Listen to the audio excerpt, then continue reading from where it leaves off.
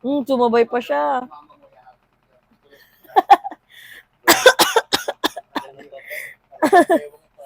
Alin? So guys, hi! Welcome back to my channel. And ngayon na lang ako makakapag-vlog ng ganitong scenario. Hindi ko naman hiniling na makapag-vlog ako ulit ng ganito. Pero, syempre, gusto ko din i-share sa inyo since lumipat na nga kami ng bahay way back March dito sa Kaingin. And ngayon, nagising tayo sa balitang kami po ay binabaha na. So, akala ko malakas lang na ulan. Sobrang init kasi dito ngayon. Tapos, kagabi, alam naman namin na uulan. So, akala namin normal na ulan lang. Eh, nagtuloy-tuloy yung ulan. Tapos, may ginagawang daan dito sa amin kasi, di ba okay na nga yung daan dun sa kalsada sa labas. Ngayon, pinapataasan naman yung bawat street. Eh, ang ginagawang street pa lang, anong street na yun? Fifth, di ba? Fifth Street pa lang. So, kaming nasa dulong 6, 7, 8, edi kami nagsasuffer dahil sobrang mababa pa yung area namin. So, sa ilang oras na pag-ulan, almost 5 hours, binaha na. And hindi ko naman sinasabing thankful ako dahil umulan, nakita namin yung problema dito sa bahay. Pero, yun, after netong mga ulan-ulan na to, hindi lang sa labas ng bahay namin umuulan, pero dito din sa loob. So, kung makikita niyo itong area na to, eto, ayan, yung mayroong Tupperware na color white na transparent. Diyan nakalagay yung isang case ng mga damit ko.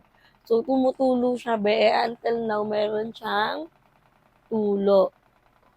So, alam na namin kung saan. Ano yan? Kaya pa yun ng Bulkasil ba tawag doon?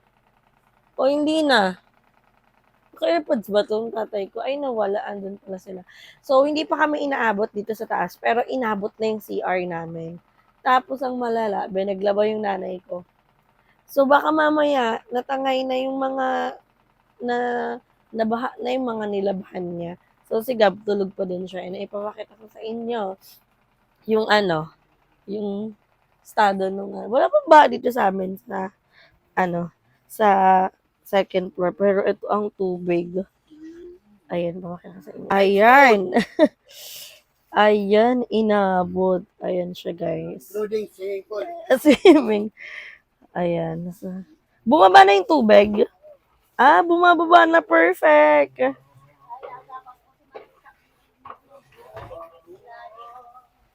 Ayan. Tapos may mga gamit kami sa ilalim.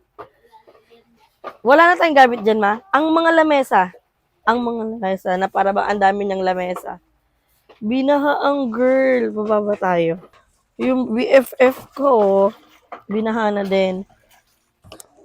I-ano na yung gamit ni Gab. Ikalakal na yan. Ayan. Ay, bumaba na nga siya. Hanggang doon na siya kanina eh. Inabot na. Yung nilaban mo, hindi naman na ano. Sumaka mo, hindi na piyato sa ibabaw ng washing, ako na nagpato, kundi amoy yung pahulod. Warla. BINGO. Warla siya. Ayan. And then, yun lang naman naging problem namin yung tulo doon sa loob ng aming tahanan. So, bumababa na pala ang tubig. Pero di natin alam kung doon sa ibang street. Kamusta kayo ang estado ng BFF ko? BFF! Ay, wain na kayong baha, sister! Wain na. Talagang na-adrenaline rush mo ang vanity mo, So, ayan. So, pawala na din pala ang kanilang baha. Pa-stop na din ang rain. Anong oras na ba, sister? Totoo ba? Alas 6 na? Hala, magkasama lang tayo ng 1 a.m., di ba? Ramon, bilisan mo na. So, ang sister ko, ayan na, hanggang dyan na lang pala siya. And hopefully, sana mawain na siya. Kasi, balik pa later. Eh, kasi ang tagal ng gawa eh. Hindi kung ginagawa na yun sa atin, hindi na Kasi ito, mataas. baliw din sila. So guys, yun yung update sa amin ngayon. And sana, ano na siya, mawala na yung baha. Kasi, hindi pa ako lumalabas eh. And ang last experience namin ng baha, way back 2021. Sa Kaingin din yun. So, sa Kaingin pa rin naman kami. Ang problem is may ginagawa kasi sa amin ngayon, di ba pinapataasan since hindi pa rin naman kami madidemolish dito. So, sana maging mabilis na yung paggawa. Lalo na sa area namin kasi kami yung pinaka mababa. So, madali talagang bahain. Anong oras pa lang ba? Diyos ko, 6:28 pa lang pala. Kala ko tanghali na. Di ba wala pa pala akong masyadong tulog. Kasi magkakasama nga kami bago pa umulan. So, mayroon kasi kami mga GC na mga friend ko dito. And nagkataon na sa iba't ibang street kami nakatira. Kami ni Casey, isa kami ng street. Kasi iba namin friends sa Fort. Yun. Tapos sa labas na sila tita. Kala, dun sa isa namin friend, pababa na sila. Hindi na inabot yung bahay nila. Dito din naman pababa na, pero dun sa may kabilang street, bebewang pa din. So, iba-iba dahil nga mayroong ongoing na na construction dito. So, sana mawala na siya. Hindi, maano na yung baha, be. Kasi wala rin kaming stock ng pagkain. As in, pasabog ang pagsalubong ng ng ulan dito. Kasi ang mga ulan na itong mga ilang araw, lang eh, walang isang oras. As in, saglit lang. Malinsangan tapos uulan, tapos mawawala. So, grabe din yung init. Ngayon, lumamig nga. Ang kapalit naman nun ay baha. Diba? So, titignan din namin kung ano pa yung mga ibang tulo dito sa bahay para ma-update din namin yung landlord. Kasi, yun din naman yung yun din naman yung magiging concern namin. Siyempre, kailangan din natin magpa-help para, alam mo yun, hindi ko natin alam kung madaling abutin yung sa baba namin. Kasi 'di ba, especially doon yung CR namin, be. So di namin talaga magagamit once na bumaha.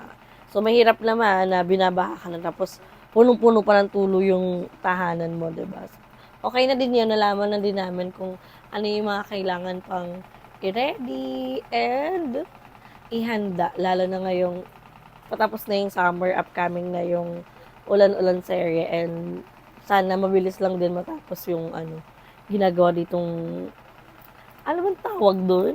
Basta yung ginagawa yung daan dito sa amin, pinapataasan siya. Nag-start yun nung April.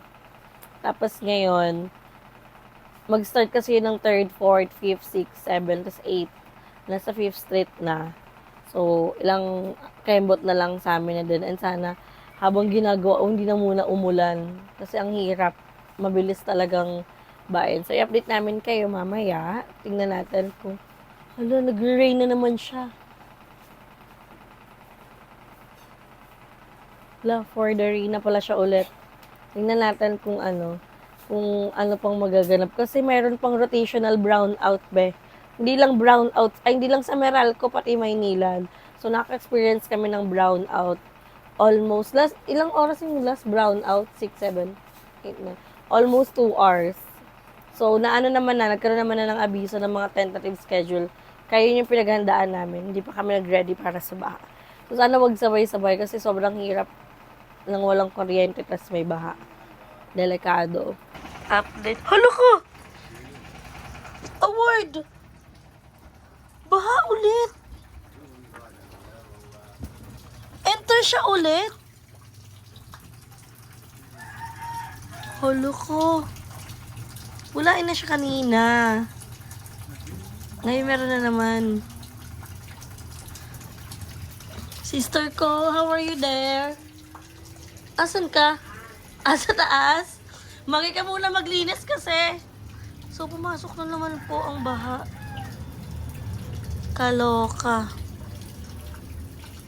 Kailan na lang ito matatapos? Abot na yung CR namin. Ngayon yung CR namin. Pasukan na siya ng tubig. And kanina wala ng tubig dito. Ngayon, pumasok na naman siya. Kasi hindi pa natapos yung rain. Grabe. Baha, malala.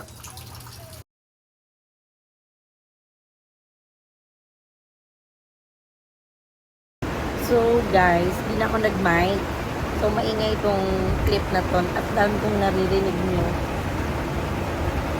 yung lakas ng ulan.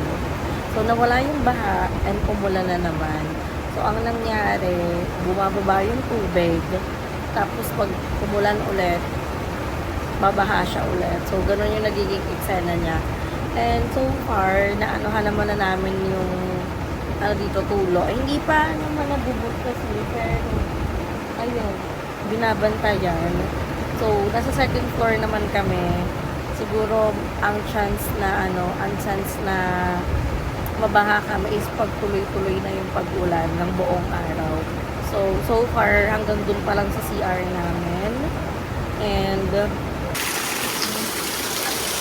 Joy! So, ganito po kalakas ang ulan. At so far, walang baha. And nagkaplano kaming maligo sa ulan.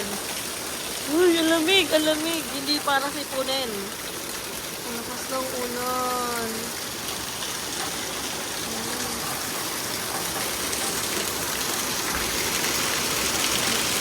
Ayan.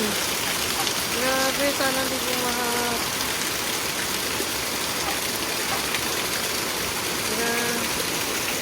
For the rain. Ito yung CR namin. Yan yung inaabot. Ang lakas! Ang sarap!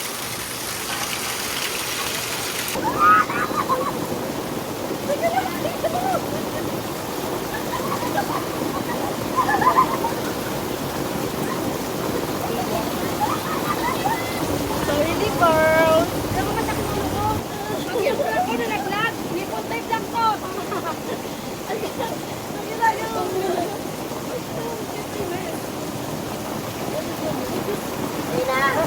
Wala na lang tayo. Ang alam ko rin, hindi bumili tayo. Uray ko to. Wala tayo. Hindi mo bumili yan. Taklamet fee. Hindi mo bumili ka sa tayo. Hindi mo bumili tayo. Ano? Magligo-ligo. Pahinga naman si. Wala din na ako. Wala na ako. Wala din na. Meron dyan. Kaputusan mo. Wala naman toyo. Ayaw mo pa mamigay. Bahala naman. Nakikilig ko kita. Itaas na lang ang arm. Pag-ulan, para masaya. Gawin natin swimming yan. Gawin natin swimming yan. Huwag ka na nagpalit. Wala akong galing ko dito. Mamaya naman ba? Kailangan maglalaro tayo na maglalaro. Habulan. Habulan na bago. Wala ko na dito.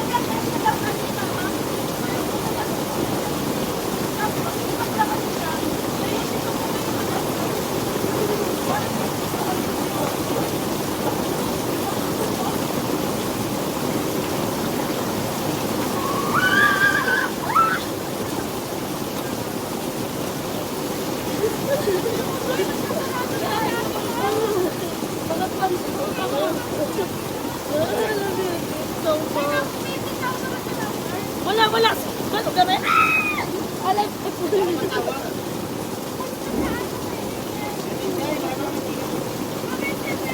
ay, ano? Kay Maluka mo patawag? Oo, meron.